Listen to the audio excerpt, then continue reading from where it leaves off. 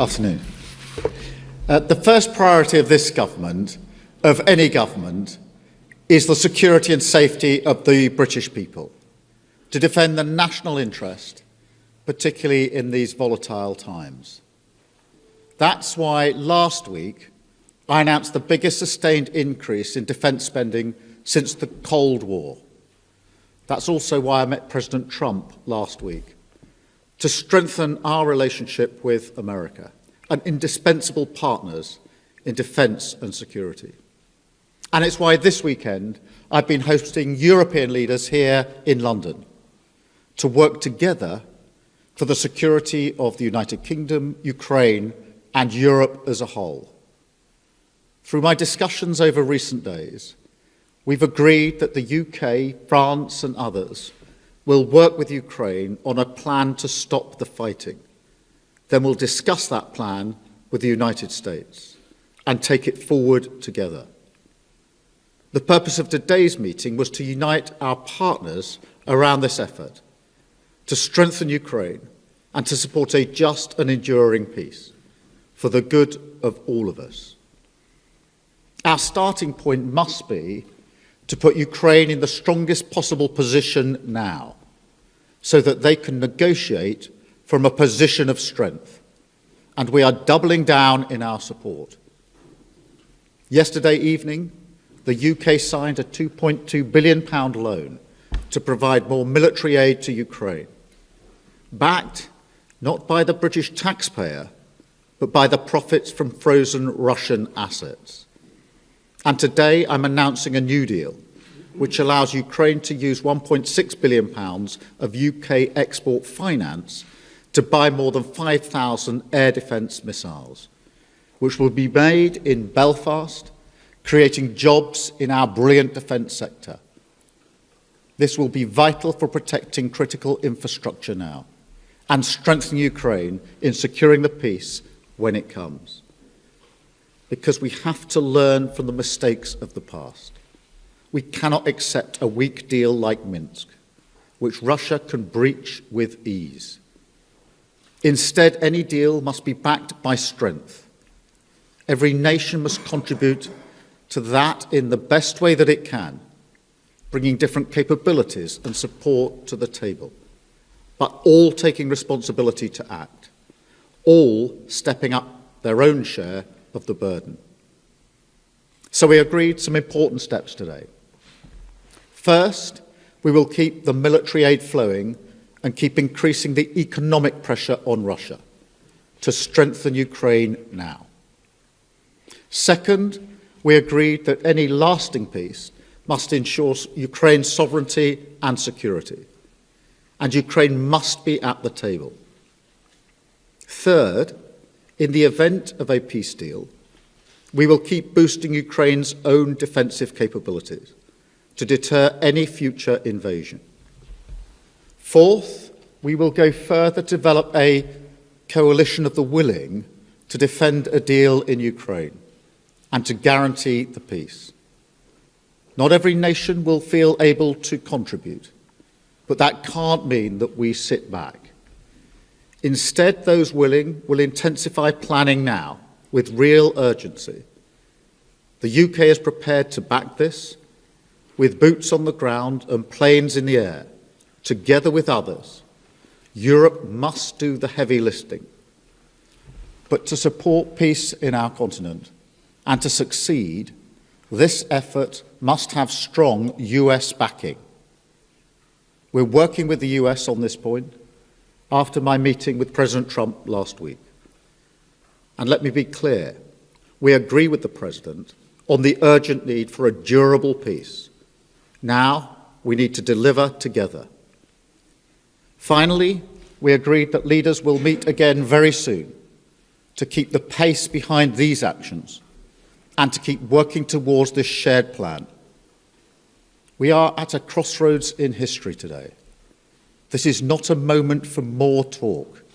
It's time to act, time to step up and lead, and to unite around a new plan for a just and enduring peace. Thank you. I will now take a number of questions, starting I think, with you, Beth, at Sky. Thank you, Prime Minister. Watching President Trump berate a wartime president and defender of European freedom in the Oval Office said to many people what you've already said in a way, that everything has changed. Given that the US has become an unreliable ally, did you as European leaders discuss the prospect of actually going it alone, and actually what the reality of a US pulling out of this, all of this would mean? Do you think you really do need the US? And if you do you think the coalition of the willing will be enough to bring President Trump back around? Thank you.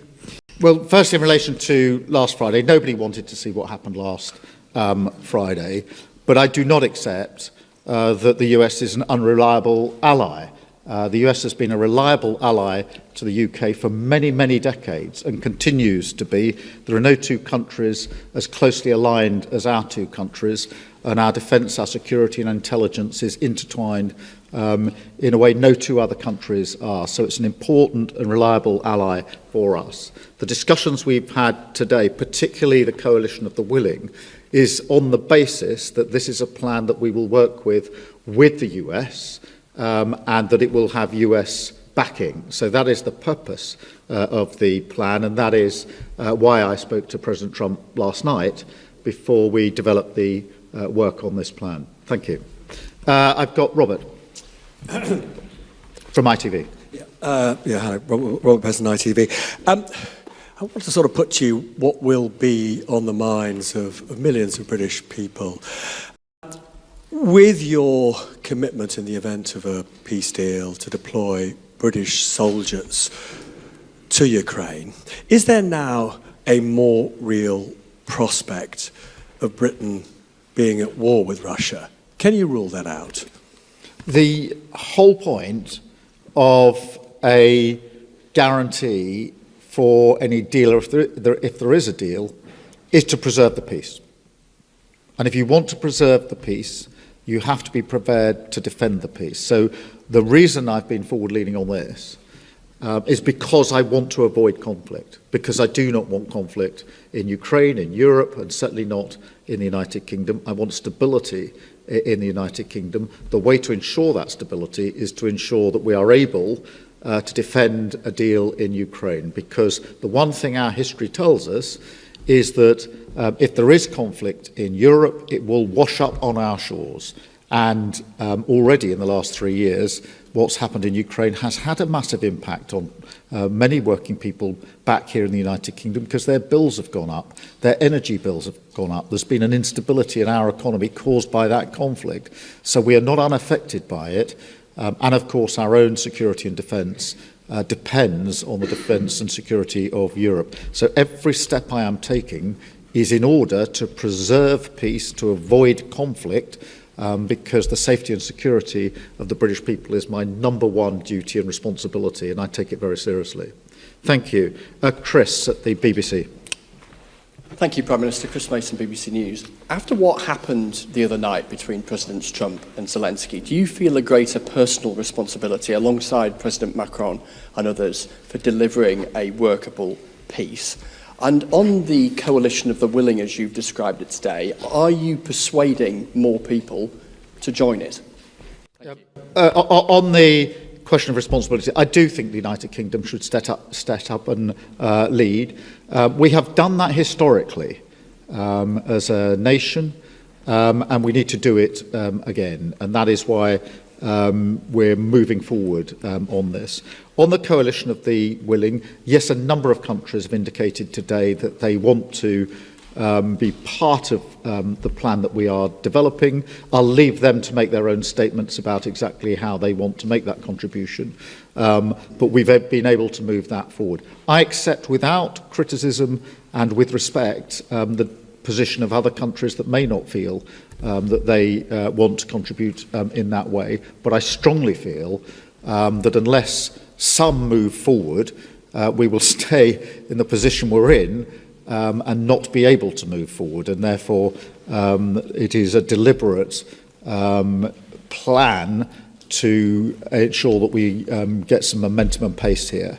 And it is intended to preserve the peace, and it's intended to ensure that we stay in lockstep with the United States, which is my strongly held belief the best way to preserve security and defence in Europe and security and defence in the United Kingdom. Any sense of how many join the coalition? Well, a number indicated today that they wanted to be part of the more forward-looking element.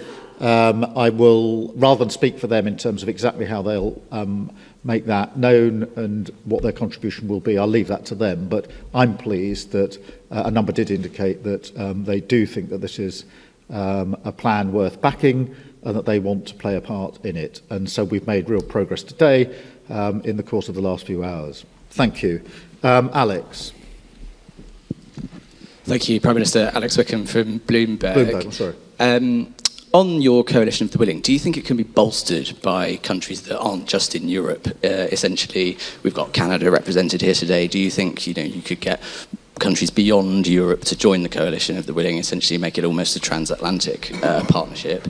And also, in terms of your plan to present back to Donald Trump, how soon do you need to get that done? Is that something that really needs to happen very quickly in days? Thank you. On the countries beyond Europe, obviously we had Canada here, who've traditionally taken a forward-leaning role. They've been working very hard with us on issues like training, and they've been a reliable ally. And I'm encouraging of that because they are already deeply vested in Ukraine. As I say, they've worked on the training, amongst other things. Yes, on the question of the US, look, I spoke to President Trump last night. I'm not going to go through the details of that conversation, but I would not be taking this step down this road if I didn't think that it was something that would yield a positive outcome in terms of ensuring that we move together, Ukraine, Europe, the UK and the US, together towards a lasting peace. And so that's the way I've approached this in the last few days. Thank you all very much indeed. Thank you.